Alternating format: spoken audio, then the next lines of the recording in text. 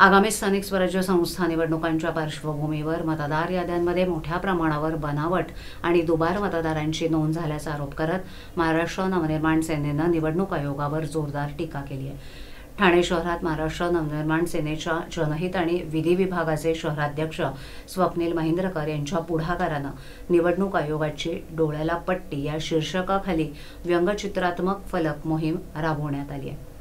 नितीन चौक परिसरात लावण्यात आलेल्या या फलकावर एका व्यक्तीच्या डोळ्यावर काळी पट्टी बांधलेली दाखवली असून त्या व्यक्तीला निवडणूक आयोग असं संबोधण्यात आलंय।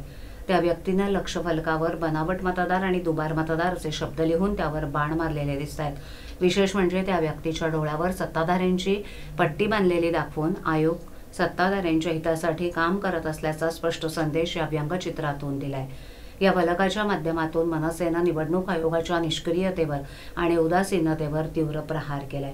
दरवर्षी मतदार यादी अद्ययावत केली जाते तरी सुद्धा हजारो मृत, दुबार, स्थलांतरित किंवा बनावट मतदारांची नावं कायम राहतात। या प्रकारामुळे निवडणुकीच्या पारदर्शकतेवर गंभीर प्रश्नचिन्ह निर्माण होते असं स्वप्नील महिंद्रकर यांनी सांगितलं। त्यांनी पुढे म्हटलंय की आम्ही या व्यंगचित्र मोहिमेद्वारे आयोगाचं लक्ष या गंभीर समस्येकडे वेधू इच्छितो। मनसेच्या या आंदोलनात्मक उपक्रमामुळे ठाण्यातील राजकीय वातावरण चांगलंच खळबळ उडाली आहे।